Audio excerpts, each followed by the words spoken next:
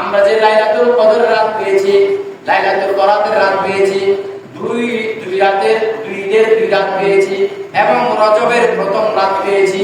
এই রাতগুলো হলো, এগুলো আমরা পেয়েছি নবীর সাদাকায়। সুবহানাল্লাহ।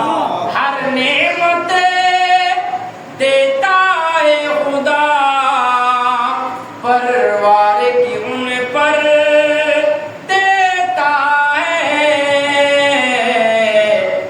आता है ये आलम सारा सदा कमली वालेगा।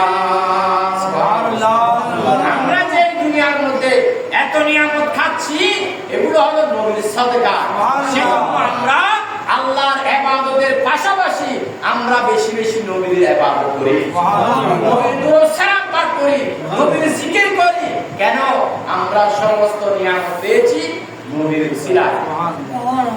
আমি সব নিয়ামত পেয়েছি তোমার সাদকায়, তাই তো আমি আল্লাহর পরে তোমার গুণ গাই, তোমার গুণ গাই।